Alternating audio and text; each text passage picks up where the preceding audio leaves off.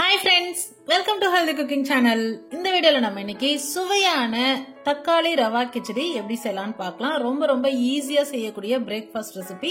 இட்லி தோசைக்கு மாவு இல்லாத சமயத்துல இந்த மாதிரி கிச்சடி நம்ம செஞ்சு பிரேக்ஃபாஸ்டா சர்வ் பண்ணலாம். வாங்க எப்படி செய்யலாம்னு பார்க்கலாம்.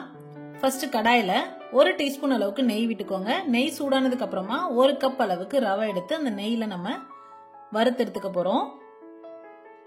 ஸ்டவ் சிம்ல வச்சு வறுத்துக்கோங்க, இல்லாட்டி ரவை கருகிடும். கிச்சடி ஃபுல்லா அந்த ஃபிளேவர் தான் இருக்கும். வறுத்து முடிச்சதுக்கு அப்புறம் ரவை பாத்தீங்கன்னா ஒன்னோட ஒன்னு ஒட்டாம உதிரியா அப்படியே நல்லா வாசனையா இருக்கும். அந்த ஸ்டேஜ்ல ஸ்டவ் ஆஃப் பண்ணிட்டு பிளேட்க்கு டிரான்ஸ்ஃபர் பண்ணிருங்க.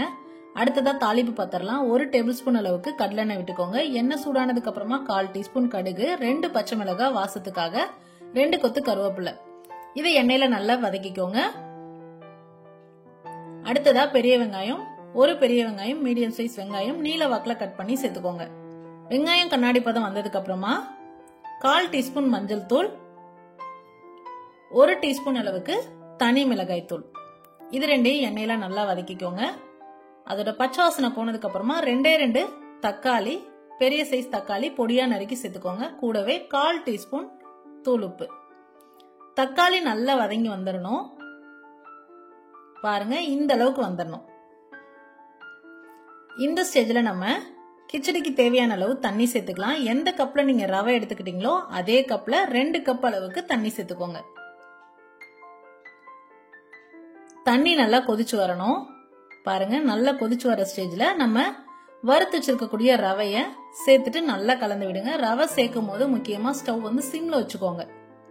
ஏன்னா நம்ம ரவை சேர்த்த உடனே டக்குன்னு எல்லாம் கெட்டியாக ஆரம்பிக்கும், உங்களால கிளற முடியாது. அதனால சிம்ல வச்சுட்டு பொறுமையா கிளறி விடுங்க. இந்த மாதிரி பதம் வந்துடும். உங்களுக்கு நெய் ஃபிளேவர் பிடிக்கும் அப்படின்னா மேல லைட்டா நெய் விட்டு க்ளோஸ் பண்ணி வச்சிடுங்க. 5 நிமிஷம் கழிச்சு திறந்துட்டு ஸ்டவ் ஆஃப் பண்ணிடுங்க. ஆஃப் பண்ணிட்டு மல்லி இலை தூவி பரிமாறிடலாம்.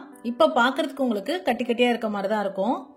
ஒரு 10 நிமிஷம் கழிச்சு நம்ம சர்வ் பண்ண போகும்போது பாத்தீங்கன்னா உதிரியா ஆயிடும். அவ்வளவுதான் ஃப்ரெண்ட்ஸ், சுவையான நல்ல கமகமனு வாசனையோட தக்காளி ரவா கிச்சடி சூப்பரா ரெடி ஆயிடுச்சு. இந்த கிச்சடிக்கு சைட் டிஷ் பாத்தீங்கன்னா தேங்காய் சட்னி, கார சட்னி, தக்காளி சட்னி எல்லாமே பெர்ஃபெக்ட்டான காம்பினேஷனா இருக்கும். ட்ரை பண்ணி பார்த்துட்டு உங்க கமெண்ட் மறக்காம சொல்லுங்க ஃப்ரெண்ட்ஸ். இது போன்ற ஹெல்தி ரெசிபிஸ்க்கு மறக்காம ஹெல்தி குக்கிங் சேனலை சப்ஸ்கிரைப் பண்ணுங்க. இந்த வீடியோ உங்களுக்கு பிடிச்சிருந்தா லைக் பண்ணுங்க, ஷேர் பண்ணுங்க, கமெண்ட் பண்ணுங்க. தேங்க்ஸ் ஃபார் வாட்சிங்.